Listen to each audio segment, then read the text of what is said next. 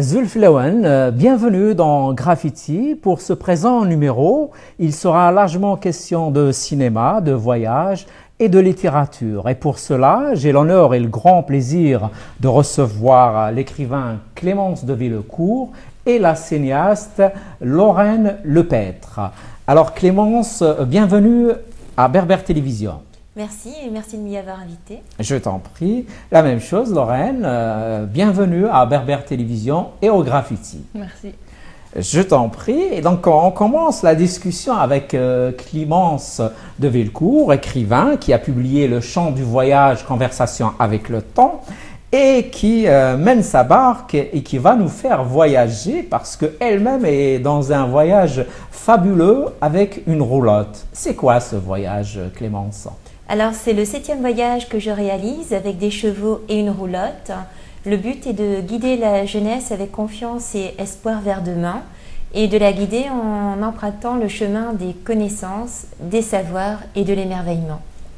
Ce n'est pas le premier, donc tu viens de Bretagne, c'est ça, et tu vas aller jusqu'au Bourget parce que la thématique de ce voyage, c'est l'aviation, c'est ça? Voilà, c'est exactement ça. Le thème fédérateur, c'est tout un siècle d'histoire de l'aviation. Et à travers ce voyage, comprendre que le transport est aujourd'hui une énigme à résoudre pour la jeunesse et à résoudre pour les grandes entreprises, car on est dans une problématique du transport de demain et comment faire pour moins polluer la planète. Alors le fil rouge, c'est le cheval, la roulotte, l'aviation, et parce qu'il y a un marin qui s'appelle Jean-Marie Lebris, qui a utilisé un cheval pour tracter une barque qui s'appelle la barque ailée. Cette expérience a été menée en Bretagne, d'où nous sommes partis, et la barque ailée, la reproduction, se trouve aujourd'hui au musée de l'air et de l'espace. Nous avons donc fait un itinéraire qui part de l'expérience jusqu'à la reproduction de l'objet au musée de l'air et de l'espace, puis après nous reviendrons au point de départ. Très bien, c'est une belle expérience, on va y revenir. Lorraine, toi, tu viens de le réaliser un excellent documentaire. Alors, c'est Journaliste vos papiers. C'est quoi ce documentaire, qui n'est pas le premier, que tu réalises? En fait, je voulais parler plus largement de l'immigration en France. Et j'ai travaillé longtemps pour la Maison des journalistes, qui est une association qui héberge et accompagne des journalistes demandeurs d'asile à Paris. C'est la seule association au monde d'ailleurs qui existe. Et j'ai travaillé 4 ans pour eux. Et puis cette association a fêté ses 10 ans l'année dernière. Donc moi, en tant que cinéaste, je me suis demandé, 10 ans après que les premiers résidents aient obtenu leur statut de réfugié, qu'est-ce qu'ils sont devenus? Parce qu'il y en a beaucoup parmi eux qui sont devenus des amis, donc je connais la réponse. Mais justement, c'était un prétexte, ce film était un prétexte pour aller chercher un peu plus psychologiquement ou philosophiquement parlant comment on vit en France quand on est étranger, qu'on ne l'a pas choisi, et journaliste, puisque c'est des gens qui n'ont pas leur langue dans leur poche, donc je leur ai donné la parole à nouveau, et aborder tout ce qui est donc intégration, si on peut parler d'intégration en France, et d'identité aussi, puisque l'identité, elle se renouvelle en permanence. Justement, dans ton film, donc, tu donnes la parole à une Tahitienne, un Ivoirien et un Algérien. Tous deux, ils sont dans l'exil, mais souvent dans le film, et ils rigolent, ils sourient, et ils prennent un peu ce qui leur arrive avec une certaine philosophie, n'est-ce pas? Mais ça, c'est un choix de ma part, parce qu'il y a plus de 250 journalistes qui sont passés par la Maison des journalistes. Donc j'en ai rencontré beaucoup, j'ai pas pu tous les mettre dans... Ça, c'est les problèmes d'un film, hein, on a 52 minutes. Et justement, vu que le sujet est déjà assez lourd, c'était très facile de tomber dans le pathétique, parce qu'il n'y a que 10% à peu près, 10% des résidents qui sont à nouveau journalistes en France. Les autres font des métiers comme vigile, agent de sécurité, agent d'entretien, ou dans des restaurants, enfin, ça n'a rien à voir avec le journalisme. Donc j'ai pris 3 personnages, pour parler avec des termes cinématographiques, qui continuent à se battre. C'est pas facile pour tous, il y en a un qui a réussi dans le journalisme, les 2 autres se débrouillent.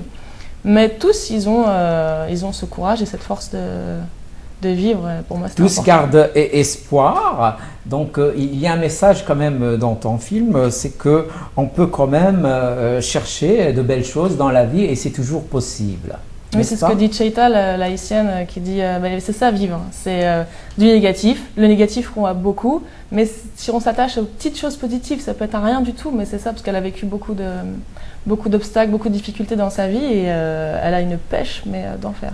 Tout à fait. Et je reviens à Clémence de Villecourt. Donc, il y a une chasse au trésor dans ton périple. C'est quoi cette histoire de chasse au trésor? Je crois que déjà l'idée d'une chasse au trésor invite tout le monde à avoir envie de s'impliquer dans le voyage.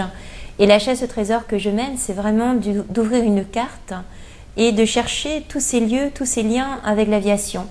Donc pour les chercher, il faut aller trouver des aviateurs, des lieux où l'aviation a pris naissance et y amener les chevaux et la roulotte. Et une fois que nous sommes présents, on essaie vraiment d'aller voir dans la ville où nous sommes, tout ce qui va se porter sur les aviateurs et l'aviation. Donc par exemple, je reviens encore sur Bois d'Arcy parce que c'est très frais dans mon souvenir. Bien sûr. Et à Bois d'Arcy, nous sommes sur les pas de Santos Dumont, un des pionniers de l'aviation. Et la ville a également une ferme, la ferme de Tremblay, qui est aujourd'hui médiathèque. Et donc déjà, la chasse au trésor nous emmène jusqu'à la bibliothèque où nous redécouvrons ce patrimoine. Et après, nous allons dans la ville voir où le Santos Dumont a-t-il exercé, où est-ce qu'il a été pour mener à bien ses expériences. Et puis, il y a également des rues avec des noms d'aviateurs. Donc ça fait partie de la chasse au trésor que révèlent les chevaux et la roulotte en y allant. Alors, ça peut aller encore plus loin. Il y a également la possibilité de faire venir des gens qui ont connu ou ont des documents, des archives sur l'aviateur concerné. Et tout cela se met en fête, c'est-à-dire on part du nom d'une ville qui devient complètement, où l'histoire se met en lumière. C'est très passionnant. Et ces rencontres avec la jeunesse, avec les enfants, comment elles se font? Je vous laisse imaginer, revenons un petit peu à l'enfance. Nous sommes enfants ou vous êtes enfants et vous allez voir arriver dans votre école trois juments imposantes et une roulotte dont on dit qu'elle est caverne d'Ali Baba. Je vous laisse imaginer. Fermez les yeux un instant, imaginez l'émerveillement que peut ressentir l'enfant. Donc on est en plein dedans, bien sûr ils sont fascinés, mais il faut qu'au-delà de la fascination, après c'est du sens.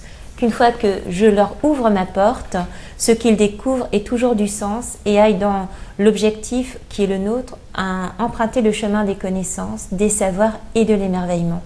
Je tiens à l'émerveillement parce qu'aujourd'hui il faut rêver, et il faut aller vers du beau, il faut apprendre à approcher le beau et à vivre avec. Donc quand les élèves, une fois l'émerveillement passé des trois juments et de la roulotte, ce qu'ils découvrent à l'intérieur va les amener à approcher le livre, l'écriture, l'histoire et le monde des connaissances et des sciences d'une autre manière.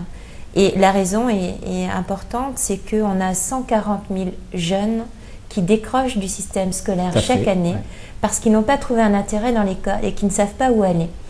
Donc leur montrer une autre manière d'aller vers le livre, vers l'histoire, vers l'écriture est extrêmement important pour appeler en eux cette reconnaissance qu'ils attendent et la possibilité de faire voir, il y a l'école, certes, tu n'aimes pas l'école, c'est pas si grave, ça ne veut pas dire que tu n'es pas capable.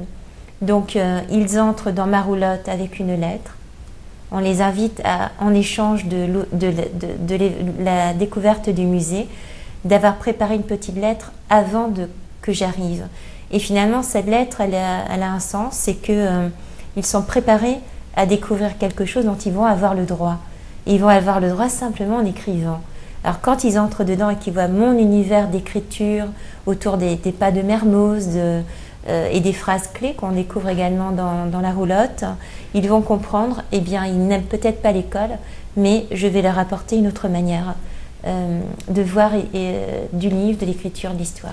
Est-ce que cette expérience peut les aider dans leur parcours scolaire? Comme tu dis, même ceux qui n'aiment pas l'école, peut-être qu'ils peuvent changer un peu leur perception de l'éducation nationale, on va dire classique.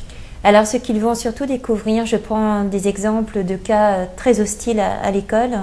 le fait qu'ils aient une lettre, puis ils entrent dans la roulotte, et après je vais faire un peu un jeu interactif avec eux. C'est-à-dire, il faut qu'ils obtiennent le droit de lire.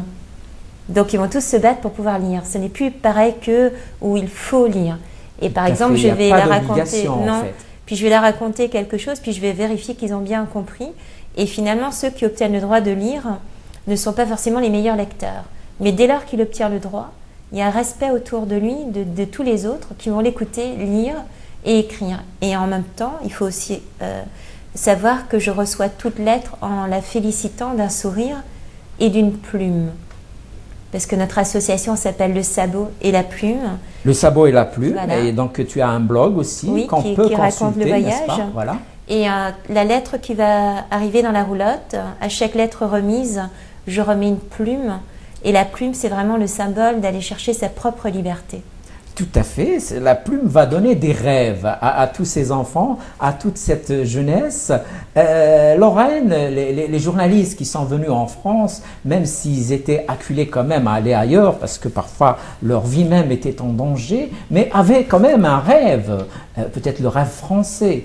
Et souvent, ils le disent un petit peu dans le film, le rêve français s'avère un peu ardu, un peu difficile, n'est-ce pas? Bon, si tu as compris qu'il y avait un rêve français, moi c'est pas nécessairement ce que j'avais saisi. Pas forcément dans les journalistes que tu mets en scène dans ton documentaire. Je disais qu'il pouvait y avoir, il y a des centaines de journalistes qui ont transité par la maison des journalistes à Paris. Oui, il y en a de plus de 250, 270. Bon, je peux surtout parler du cas de Soro Solo, de Ahmed et de... Oui, Solo, on peut dire que son rêve est réalisé parce que maintenant il est presque une vedette de France Inter. Mais c'était une vedette en Côte d'Ivoire. Oui, bien sûr, je parle pour la France, effectivement. Ouais. Et ce qu'il raconte, c'est qu'il a eu de la chance au final parce que c'est ses deux cousins qui ont été descendus à sa place. Donc lui a pu fuir.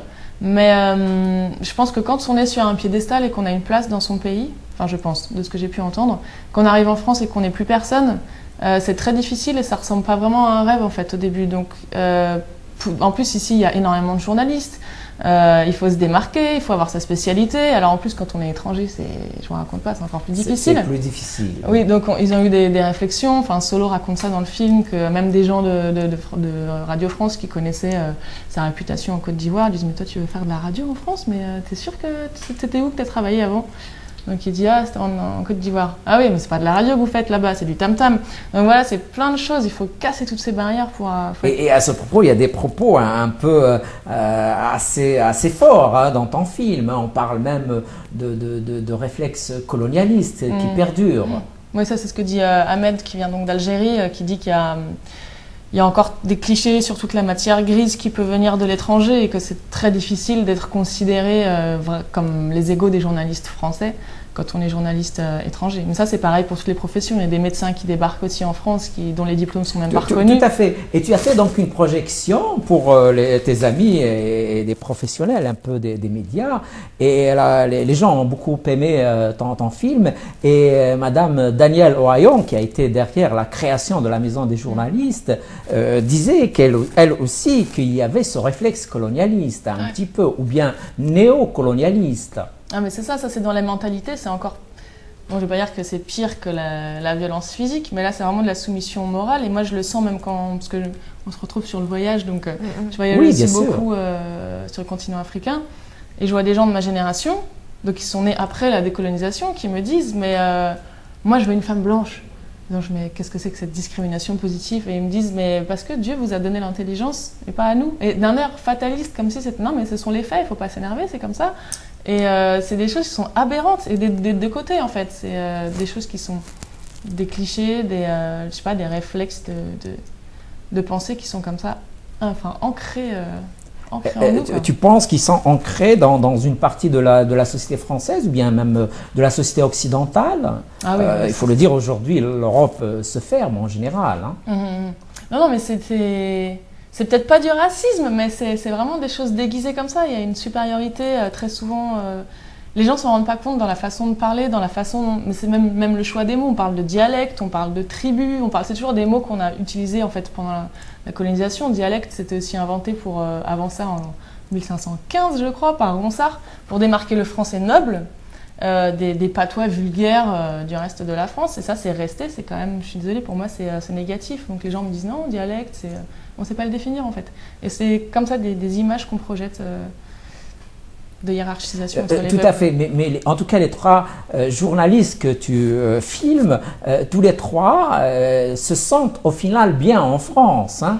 Solo dit qu'il aime énormément ce pays sans tricher. Cheta te dit je suis là, je me bats, j'ai ma place. Ahmed aussi, il travaille et au final quand même, il y a un espace que la société française leur concède, leur donne, n'est-ce pas? Ou qu'ils arrachent. Ou qu'ils arrachent, oui. Oui, non, mais toutes les situations, on ne peut pas dire que c'est 100% négatif ou 100% positif. Effectivement, là, j'ai voulu faire un film du côté des gens à qui on ne donne pas souvent la parole. On voit souvent plutôt les forces de l'ordre, des magazines au sein de la police, enfin, je sais pas quoi, la gendarmerie, 24 heures avec machin, les forces de l'ordre. Et de l'autre côté, les gens qui se font contrôler chaque jour, ce sont eux. Et voilà, mais effectivement, ils n'ont pas une aigreur quotidienne envers la France. Il y a énormément de belles choses dans ce pays. C'est aussi des rencontres à l'échelle individuelle qui fait qu'ils sont quand même bien ici. Cheta, elle a pris la nationalité française parce qu'elle se sent française. Ahmed, il l'a pas prise parce qu'il dit qu'il n'a pas besoin d'un papier pour se sentir français, il habite là. Donc forcément, sa culture a évolué, quoi. Certainement. Et je reviens à Clémence. Donc, c'est ton 7e voyage quand même. Hein? Et au départ, comment est-ce que tu as commencé? Comment t'es venue l'idée de ces voyages? Je crois que c'est un parcours initiatique depuis que je suis enfant et que tout se confirme. Mais je suis j'étais très concentrée sur tout ce qu'elle a dit et du coup ça a fait écho à plein de choses. Il n'est pas évident de revenir là. C'est ta sensibilité qui te guide, mais bon. Non, c'est surtout que le dernier voyage était à l'île Maurice. Donc tout ce que tu dis, je l'ai vécu. En fait, je suis quand même moitié mauricienne. Oui. Moitié mauricienne en ayant redécouvert j'ai envie de dire l'île Maurice où il y a toutes les religions confondues. Tu as fait écho, vous avez fait écho à une société qui se ferme, à une société européenne qui est vieillissante et qui est aussi avec un manque d'ouverture.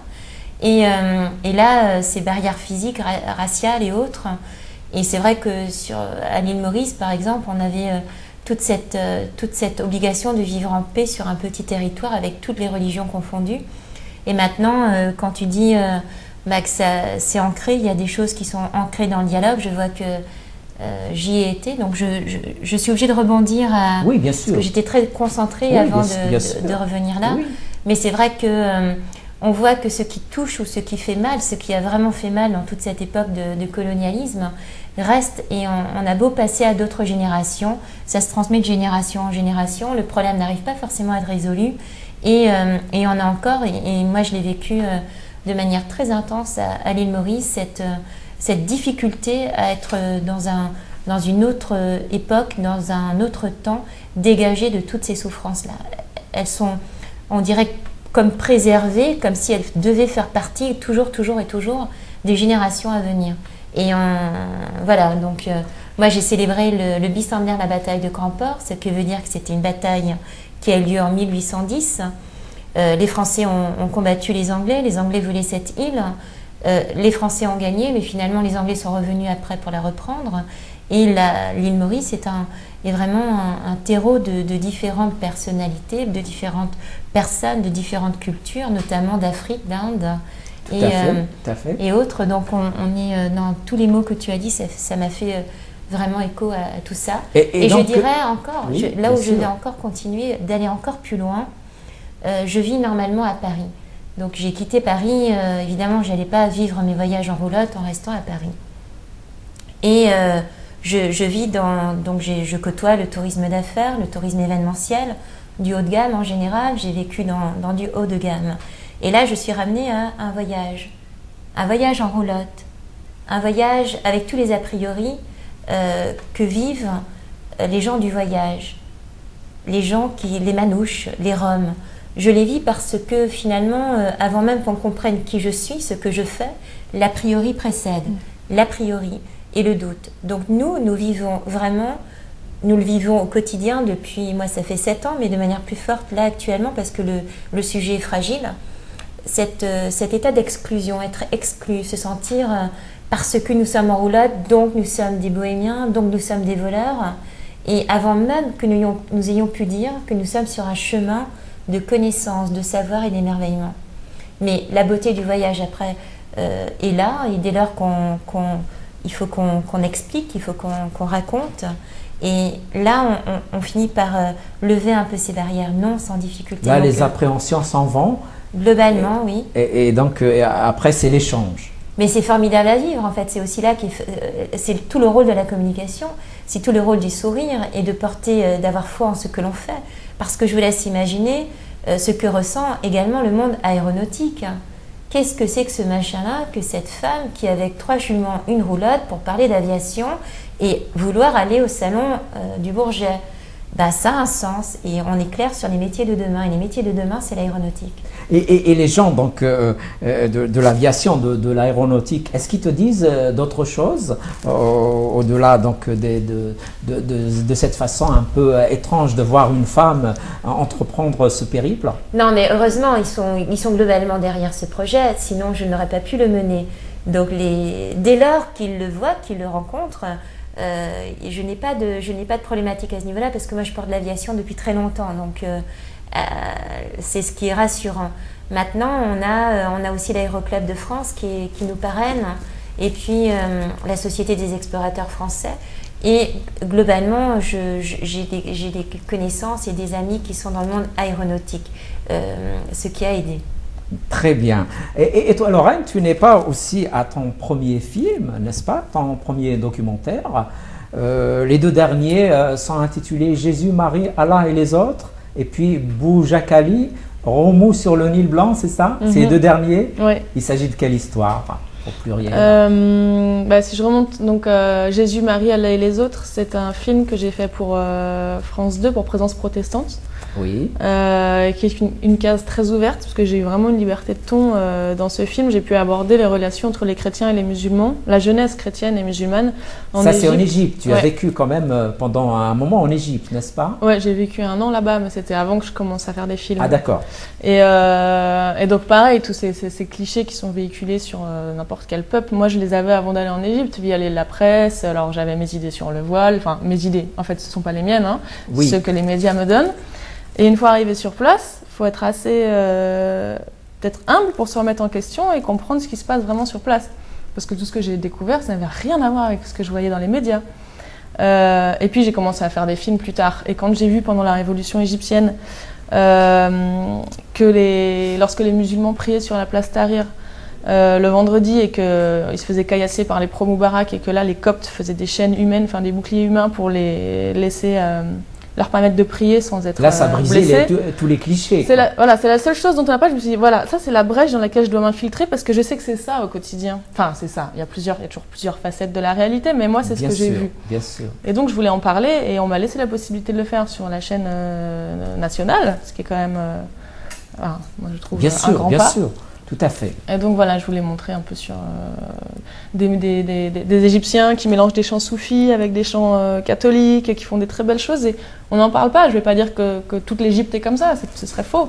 Mais si on n'éclaire pas, ces initiatives-là qui sont peut-être locales et isolées, mais qui va le faire. Donc, Tout à fait. Et on fait juste une petite pause et on revient au débat. On revient donc au débat avec l'écrivain Clémence de Villecourt et la cinéaste Lorraine Lepêtre. Lorraine, tu nous disais donc que l'expérience égyptienne t'avait montré des choses que les médias peut-être occidentaux n'arrivaient pas à décrire. Ne veulent pas décrire. Ne veulent pas, je à pense. ton avis? Ah ouais, ça peut-être pour moi, qu'ils connaissent un peu mal le terrain aussi. Parfois. Peut-être, mais je pense qu'il y a, je vais y aller fort, hein, mais je pense qu'il y a une dictature, enfin un diktat des agences de presse qui sont les seuls en fait quasiment à nous donner l'information, enfin aux médias français, et tout est repris sans aller chercher plus loin, donc parce qu'il n'y a pas le temps, parce qu'il n'y a pas de moyens, donc voilà.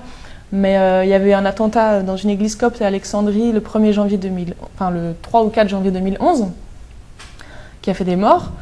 Et le président Sarkozy s'était adressé aux leaders religieux égyptiens à cette occasion pour dénoncer l'épuration religieuse dont étaient victimes les chrétiens, voilà, les chrétiens d'Égypte.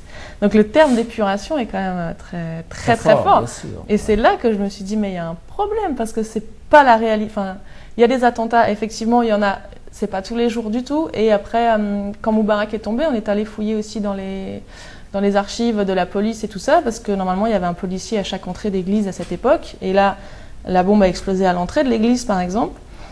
Toutes les personnes, du coup, ont perdu la vie. Et il n'y avait pas de policier parmi ces gens-là. Ça veut dire qu'il n'y avait pas de policier à la porte.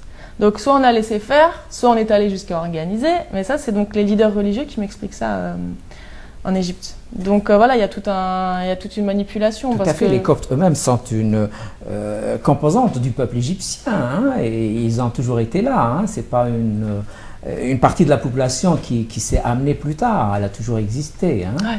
Voilà. Les Coptes d'ailleurs, j'ai appris là-bas que quand les Arabes sont arrivés d'Arabie Saoudite, ils ont trouvé Égypte qui se dit Aegyptos, et donc ils ont appelé les Coptes les habitants d'Égypte. Et j'ai même rencontré des musulmans actuellement qui me disent mais moi je suis Copte parce que je suis un habitant d'Égypte. À la base, Copte, ce n'est pas religieux. À la base, donc, c'est la population elle-même. Mm-hmm. Et qu'est-ce que dit d'autre ce documentaire? Donc son titre déjà est tout un programme. Jésus, Marie, Allah et les autres. Bah, c'est pour parler un peu de toutes les, entre guillemets, forces en présence dans un pays, et que on s'acharne toujours à montrer qu'une seule réalité qui arrange peut-être ne serait-ce que déjà le gouvernement égyptien, parce que tant qu'il y a quelques attentats qui se passent, il faut maintenir l'aide américaine pour lutter contre le terrorisme, donc ça justifie tout ça. Donc, tout à fait. c'est tout ça que je voulais montrer dans ce film. Très bien, je reviens à Clémence. Et donc Clémence, tu es aussi écrivain et tu as publié donc Le Chant du voyage, conversation avec le temps. Tu peux nous dire c'est quoi ce livre? Alors ce livre, c'est vraiment la rencontre entre ma vie et un cheval qui s'appelle Kidam. Et Kidam est arrivé dans la nuit alors que j'étais à l'abbaye Saint-Maurice. Et j'avais choisi d'être à l'abbaye Saint-Maurice parce qu'il y avait dans le nom le mot Maurice. Et je voulais faire Maurice Concarneau, qui sont mes origines, concarnoises et mauriciennes. Et Kidam est arrivé dans la nuit et il est arrivé à ma rencontre et j'ai presque tout appris de lui. C'est-à-dire que le monde d'aujourd'hui est dans le trop.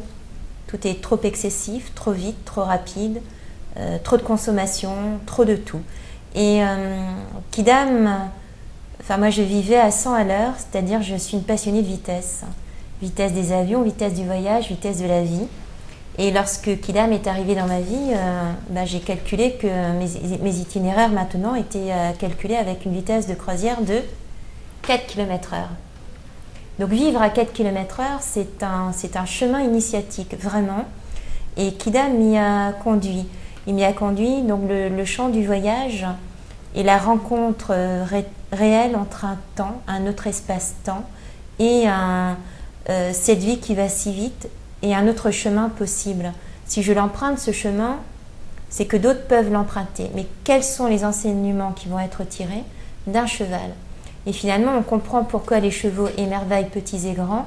Il y a la mémoire du cheval dans notre sang, il y a la mémoire du cheval qui a été sur tous les fronts depuis des siècles, qui a aidé aussi bien le travail de la terre que d'emmener les hommes au combat, d'être les premiers à prendre l'artillerie, à prendre les canons, à mourir.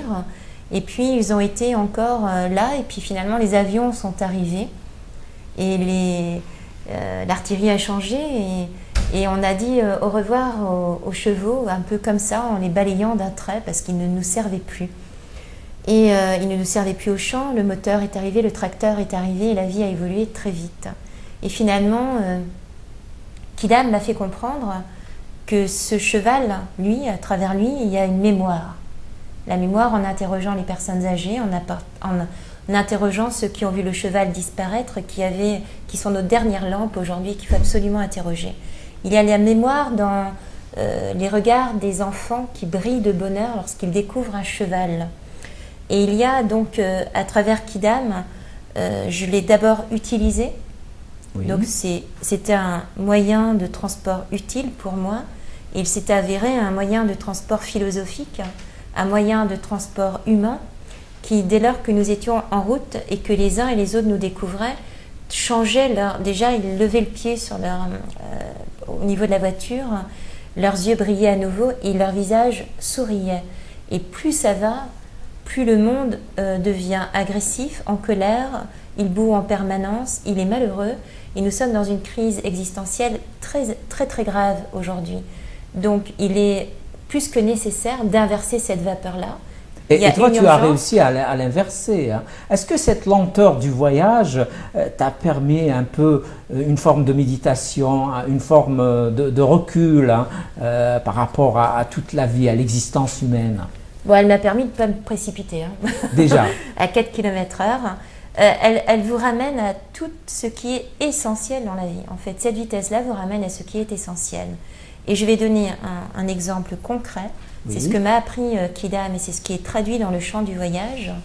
Il y a a priori le doute, ça c'est une chose, mais c'est pas très grave parce qu'après on convainc très vite dès qu'on nous voit. Mais Kidam devait ne faire que 10 jours de voyage, être changé, on fait un relais de chevaux, un autre cheval avance et puis on rechange, on remet Kidam et on remet un autre cheval. On est organisé sous la forme de relais. Malheureusement, le jour du départ, le meneur qui travaille avec moi, car j'avance pas seul, j'avance avec un meneur, j'avance donc avec un équipage, oui. Me fait savoir que l'autre cheval, malheureusement, a un problème et qu'il ne peut pas être relais pour la première partie. J'avançais en me disant, mais pauvre Kidam à 4 km/h, déjà il ne va pas aller vite, il ne va pas nous emmener loin, il ne va pas réussir à franchir les côtes. Et j'ai en main la programmation d'un voyage. Donc c'est moi qui tiens les rênes du voyage. Et c'est ce que je souhaite faire de toujours. Et donc j'ai dû, heureusement je laisse toujours des marges d'erreur, des marges nécessaires sur un voyage pour pouvoir agir au moment où il faut agir. Et là, j'ai commencé à regarder de plus près mon voyage. On a fait 3 semaines avec Kidam, au lieu des 10 jours, 3 semaines. Et là je les regardais et je me suis dit, mais en fait, c'est toi. C'est toi qui vas être le compagnon de mon aventure. Je vais te demander à toi, Kidam, non pas de faire 10 jours, tu vas faire 130 jours avec moi et je vais te demander de faire tout le voyage. Tout le voyage. Et je crois que c'est toi qui as tout à m'apprendre. Tu vas m'apprendre. Et ce que m'a appris Kidam, donc j'ai revu ma programmation pour laisser plus de temps de pause. N'oublions pas que je suis sur des voyages d'émerveillement. Je vais donc que dans des lieux où c'est beau. Des châteaux, des manoirs, des paysages, des pépites d'or que je révèle avec mon voyage. Donc on a fait 850 km ensemble. Extraordinaire. Et ce qu'il m'a appris, c'est ça qu'il faut remettre dans la société d'aujourd'hui, c'est que si on va trop vite en permanence, on bousille la machine humaine. L'homme ne peut pas aller loin au rythme et la rentabilité qu'on lui demande. Il ne peut pas aller loin. Il va être malade, il va avoir besoin de médicaments, il va nous coûter cher et tout ça.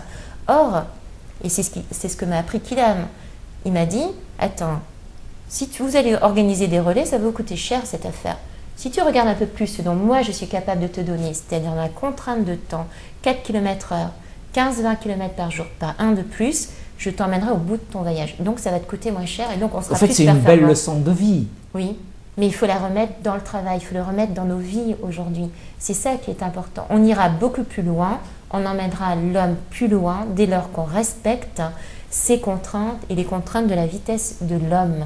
Tout à fait. C'est magnifique ce que tu nous dis là, Clémence de Villecourt. Et je reviens à Lorraine, toi qui es passionnée d'Afrique. Est-ce que tu trouves des leçons de vie de ce genre parfois à travers les personnes et les personnages que tu rencontres?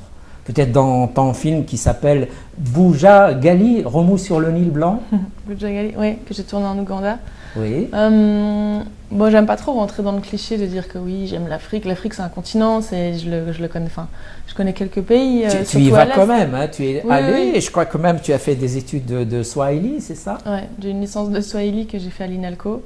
Et quand je le dis, je rigole parce que quand j'étais étudiante et que les gens me demandaient tu fais quoi dans la vie, ce qui définit en fait l'être humain en France, hein, c'est ce qu'on fait dans la vie. Études de Swahili, déjà on savait pas ce que c'était. Et c'est une langue d'Asie, c'est ça? Non. Et ça sert à quoi, on me demandait. Donc voilà, maintenant quand je le dis, j'en rigole parce qu'effectivement, à part un enrichissement personnel, bon. Mais des leçons de vie, oui, effectivement, tout ce qui est vitesse, par exemple.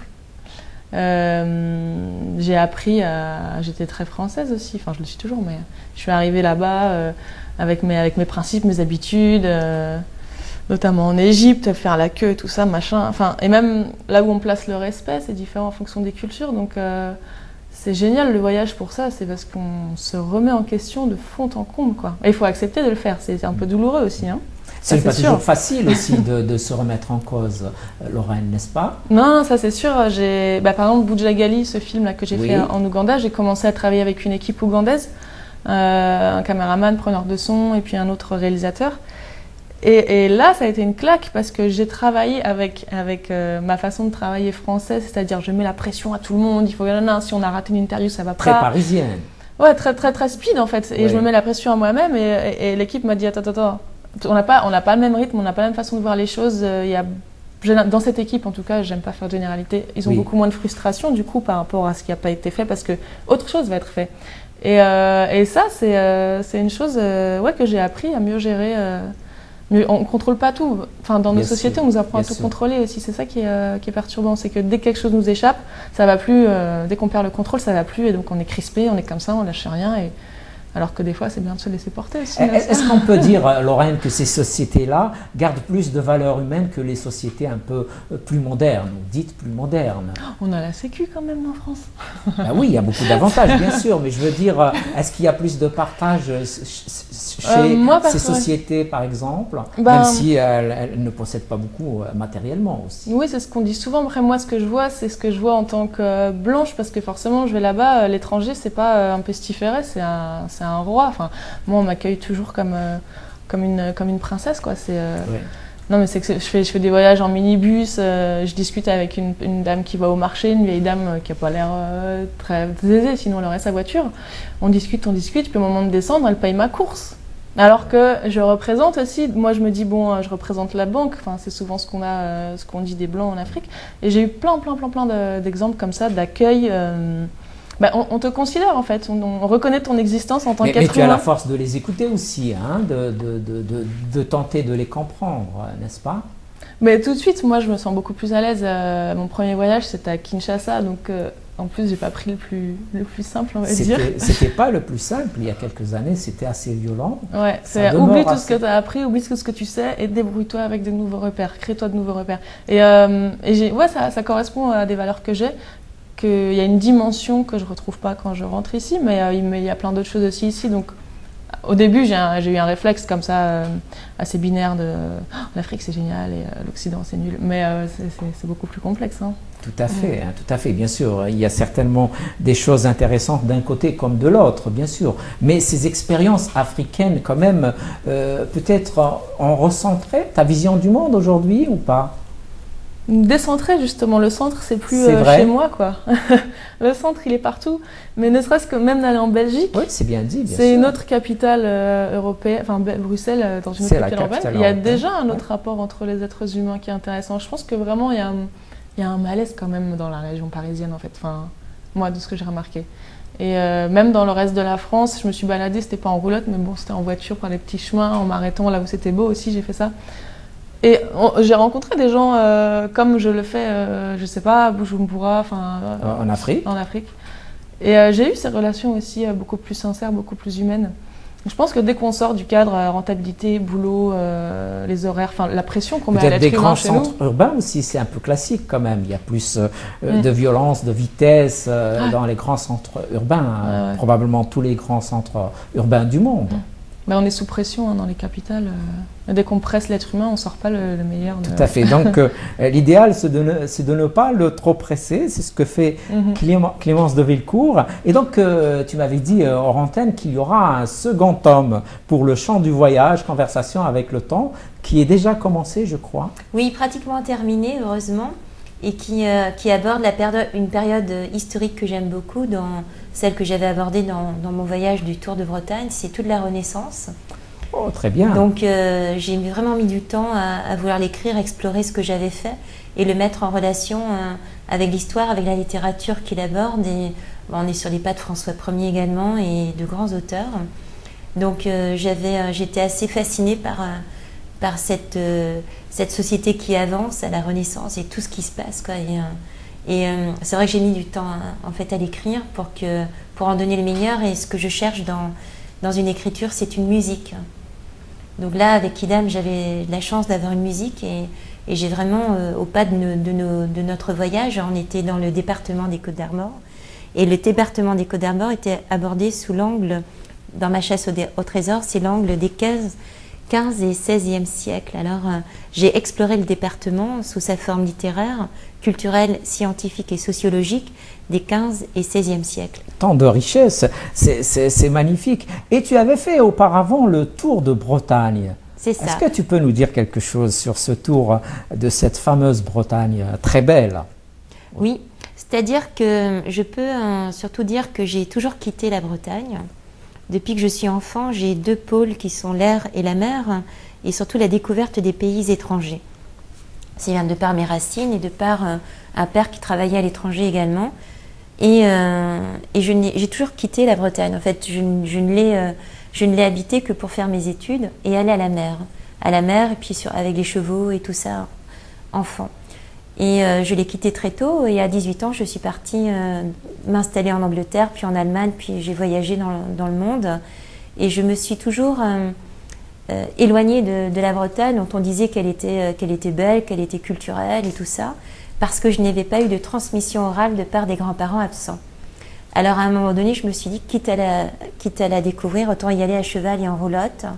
Et j'y suis allée par moi-même, c'est-à-dire j'ai vraiment eu l'envie d'aller marcher vers la Bretagne à mon rythme et comme je voulais la découvrir. Et alors là, ça a été un cadeau parce que j'ai pu, avec ce cheval, Kidam et la roulotte, aller absolument partout. Aussi bien dans des châteaux, donc je connais la plupart des châteaux bretons, les châteaux, les abbayes, notamment l'abbaye de Landévennec et celle de Kergonan. Et puis j'ai avancé en me disant, et c'est ce que j'aime avec la roulotte, quelles sont les portes qui seraient les plus verrouillées? Eh bien, on pourrait croire que les plus verrouillées sont les prisons, et je suis aussi allée dans les prisons. Donc je mène des travaux d'écriture, de lecture et de découverte du voyage auprès de toutes les structures, écoles, maisons de retraite, centres de loisirs, hôpitaux et prisons. Et je me suis aperçue d'une autre chose. Donc oui. On voyait l'enseignement tiré de la vitesse, mais finalement... dès lors que vous souriez puis que vous frappez à la porte de chez quelqu'un, la manière dont vous allez vous présenter ouvre cette porte ou la referme. Et avec cheval et roulotte, j'ai juste pu aller partout. Et c'est ce qui me donne des palettes à mes voyages. Il n'y a pas d'interdit, il n'y a pas de porte verrouillée. Et globalement, on nous accueille, donc on n'est pas dans des situations de violence. Et l'autre enseignement que je voulais aussi tirer, c'est que... on a tendance à dire « oh les gens, oh la société », à répéter ces mots. Les gens, la société en généralisant. Mais c'est parce que nous sommes tous conduits pratiquement à aller sur les mêmes chemins, des voies express et des autoroutes. Dès lors que vous allez changer de chemin, emprunter d'autres chemins tels que les départementales, oui, les petites régions, oui. Vous redécouvrez autre chose. Et la malle au trésor, qui demande, n'oublions pas, qu'on dépose une lettre dans la malle avant de découvrir ma roulotte, a montré que non, nous ne sommes pas dans une société où il n'y a que de la violence. Nous ne sommes pas dans une société qui est uniforme et qui pense toutes pareilles. Par contre, les messages que l'on nous envoie, oui, diffusent cette même évidence. Donc si on éteint, je ne dis pas que je suis contre l'Internet et contre les écrans ou la télévision, il faut les utiliser, il faut aller les choisir à certains rythmes et à certains programmes, mais dès lors qu'on ne se laisse pas empoisonner par ces messages-là de violence, tout le monde est violent, tout le monde est mauvais, tout le monde est globalement complètement débile, on va vers un autre chemin, et là se révèle la force des gens, leur personnalité, leur capacité de nous accueillir. Tu as rencontré leur humanité, c'est ça? Bah oui, et ce que l'on nous dit n'est pas ce qui est.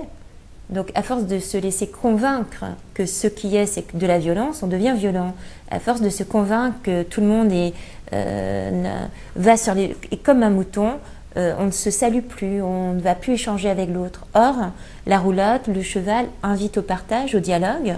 Et cette lettre, cette malle au trésor, m'a montré que je peux vivre avec mon cheval, ma roulotte, je n'ai pas été attaquée et tout va bien, quoi. En fait, on n'est pas... Tout à fait. C'est une belle démonstration d'humanité, effectivement. Lorraine, ton film journaliste, Vos Papiers, va participer, je crois, à un festival en Afrique, c'est ça?